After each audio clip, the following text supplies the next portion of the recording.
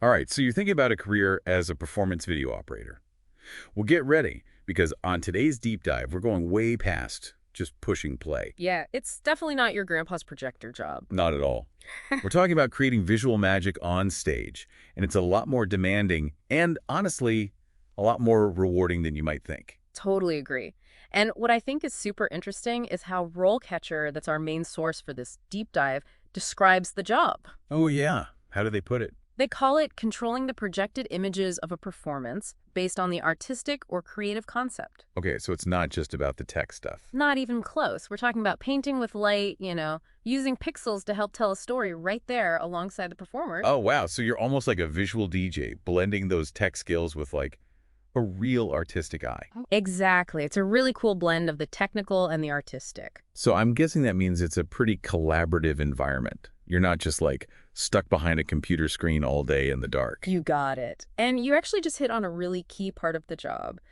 RoleCatcher's insights into the typical interactions of a performance video operator really highlight that collaboration aspect. That makes a lot of sense, though, right? Mm. I mean, you're all working towards that same goal, that shared vision of what the audience is going to experience. It's all about teamwork. You've got to be able to work closely with a whole team. The designers, the performers, all the other tech wizards backstage. Right. So where does all this visual storytelling magic actually happen?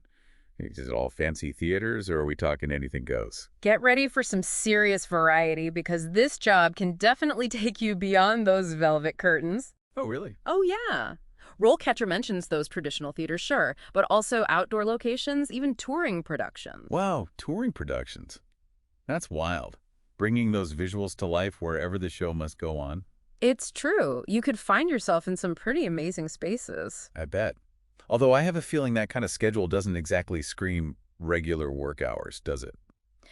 You are definitely right about that. RoleCatcher is pretty upfront about those demands. Long and irregular hours are definitely part of the deal, often including evenings and weekends. Okay, so no sleeping in on a Saturday morning. Got it.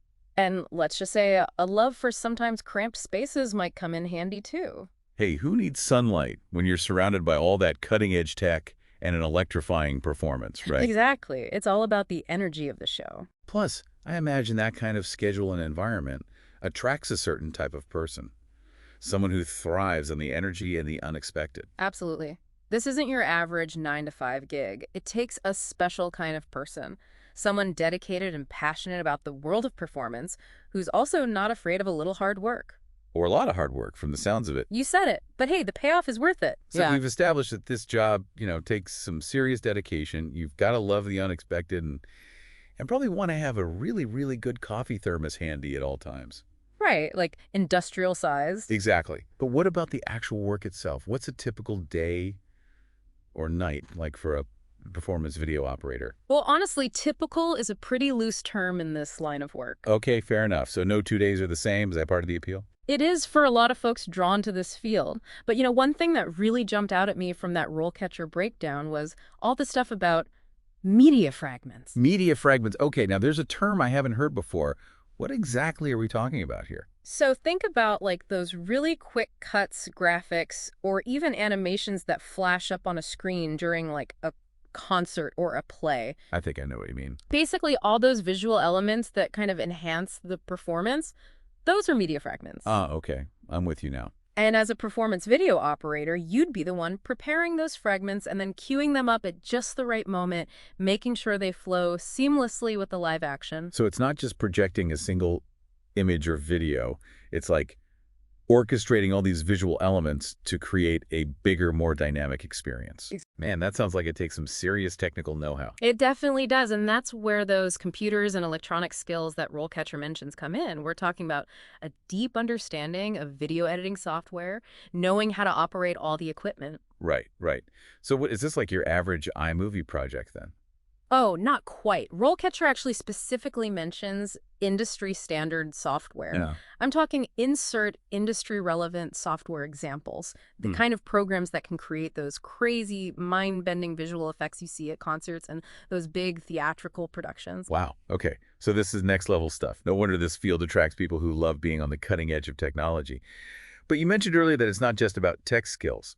I noticed that RoleCatcher also mentioned communication and even fine arts knowledge as being important. I thought that was interesting. Yeah, it might seem surprising at first, but when you think about it, it makes sense. How so?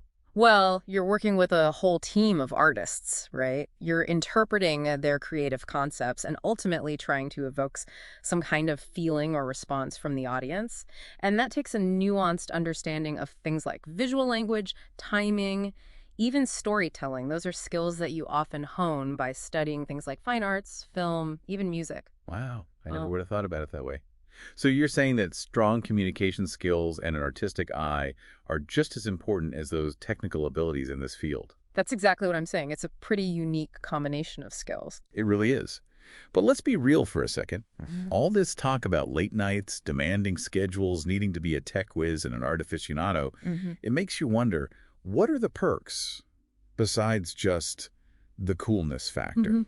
What are the upsides? You're right. It's not all glamour, but one thing RoleCatcher emphasizes is the creative fulfillment. You're not just another cog in the machine, you know? Yeah, You're actually using your skills to shape the audience right. experience. You're literally part of the show. Exactly. And you get to play with all the coolest tech toys. Plus, like we said, every day is different, so there's always something new to learn or a new challenge to tackle. It's definitely a career path for those who crave variety and who thrive in those kind of high energy environments. Okay, so it's not just about the tech. It's about pushing creative boundaries and being a part of something bigger than yourself. That's pretty cool when you think about it. But let's be practical for a second here. What's the job market like for someone who's thinking about this as a career? Is this a thriving field, or am I looking at a lifetime of starving artist struggles? Well, I've got some good news for you. The job outlook for performance video operators is actually looking pretty positive. Oh, yeah. Yeah, RoleCatcher cites a projected growth rate of 5% between 2019 and 2029. And honestly, it's not that surprising, especially with how popular immersive theater and all those large-scale projection mapping installations have become. That's great to hear. It sounds like the demand for these specialized skills is only going to increase as technology gets even more, I don't know, complex and audiences crave those more immersive experiences. I totally agree. It's a field that's constantly growing. Speaking of evolving technology, Yeah. there was one thing I was really interested in that RoleCatcher mentioned. What's that? It was in the industry trends section. They were talking about virtual reality and augmented reality. Oh, yeah. Those are game changers. Totally. So are you saying that performance video operators could actually be shaping the future of how we experience performance, like with VR and AR and all that? Absolutely. And get this, RoleCatcher actually predicts that VR and AR are going to become even bigger parts of performance in the future. Imagine that, shaping how audiences experience theater in the metaverse or something. That's the kind of cool stuff this job could lead to. Okay, now we're talking next level stuff. This isn't just about projecting images on a flat screen anymore. It's about creating entirely new worlds for audiences to step into, right? Almost like stepping inside a video game, but for live performance. You're getting it. It's a really exciting time to be involved in this field, especially with all the rapid advancements in technology that are constantly pushing the boundaries of what's possible. So with all this amazing potential, let's talk about what it actually takes to break into the industry. What does the career path look like for someone who's just starting out in performance video? Well, RoleCatcher lays out a pretty clear progression. You'd typically start with those entry-level positions. So are you saying that someone with zero experience could actually land a job, an entry-level gig in this world? Totally. What would they be doing? Think of it kind of like an apprenticeship. Okay. RoleCatcher describes the entry level as you're assisting those more experienced people, learning the ropes by actually doing the work. Yeah. So you're soaking up all that knowledge. You're getting a feel for the rhythm of the job, maybe even troubleshooting some technical issues as they pop up. Right. You're in the trenches. That's a great way to learn, though, right? By getting your hands dirty. Mm-hmm. So what happens once you've kind of paid your dues at that entry level? Where does the path go from there? That's when you level up to a junior role, Okay. and RoleCatcher says that comes with more responsibility. So now you might be the one prepping those more complex media fragments we were talking about before, collaborating more directly with the team, really starting to hone those skills. So you're going from apprentice to journeyman, right? Exactly. Getting those creative juices flowing a little more. I like it. So when do you get to call the shots? What's the mastery level of this whole thing? That's where things get really interesting. When you hit that senior performance video operator level, you're not just executing someone else's vision anymore. You're leading the charge. Oh, wow. That's awesome. Yeah.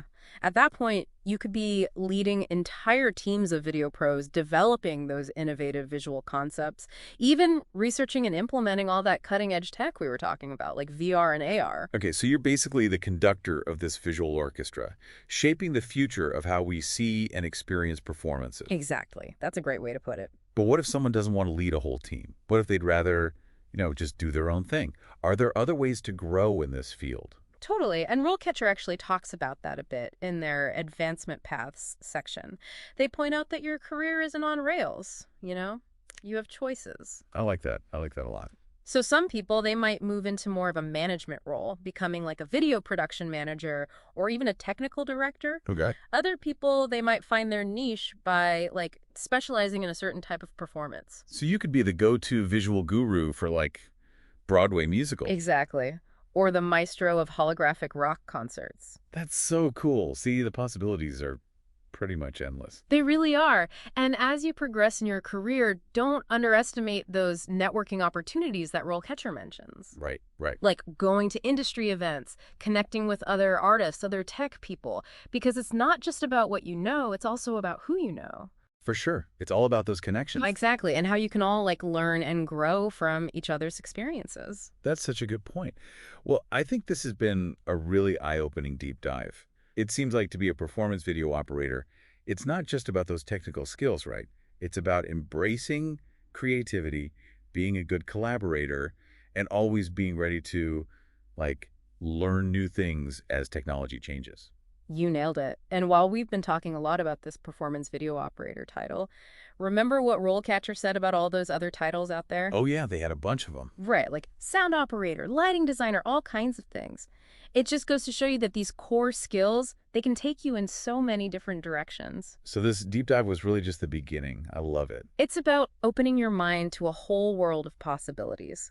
Exactly. It's a career path that's just as exciting and multifaceted as those incredible visual stories you're dreaming of creating. And who knows, maybe someday we'll be talking about your amazing work in the world of performance. That's what I love to hear. All right, until next time, keep those creative sparks flying.